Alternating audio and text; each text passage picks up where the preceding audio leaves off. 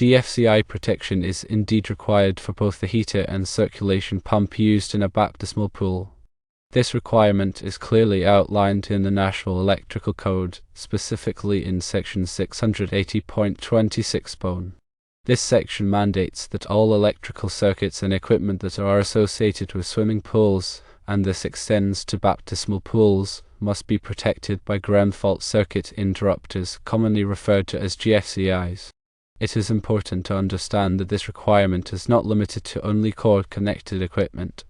It applies equally to equipment that is hardwired, such as the heater and circulation pump in your case, which are wired using metal-clad cable.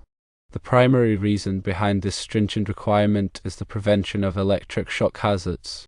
These hazards can arise in situations where a ground fault occurs.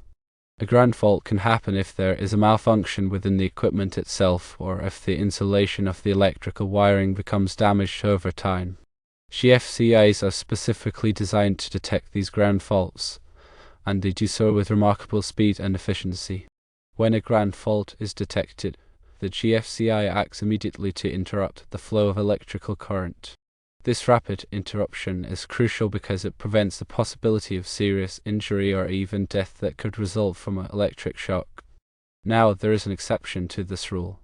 The exception states that GFCI protection is not required for equipment that meets specific criteria.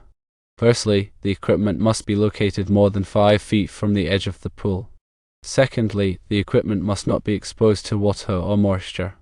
However, in the context of a baptismal pool, it is highly likely that the heater and circulation pump are situated within that 5-foot radius of the pool's edge. Therefore, this exception would typically not apply. It is therefore imperative to ensure that the heater and circulation pump serving the baptismal pool are adequately protected by GFCIs. This is not only a matter of complying with the National Electrical Code requirements, but also a fundamental step in ensuring the safety of all individuals who use the pool. In summary, the National Electrical Code Section 680.26 Bone mandates GFCI protection for all electrical circuits and equipment associated with swimming pools, including heaters and circulation pumps. This applies to both hardwired and cord-connected equipment. The rationale behind this requirement is to prevent electric shock hazards in the event of a ground fault.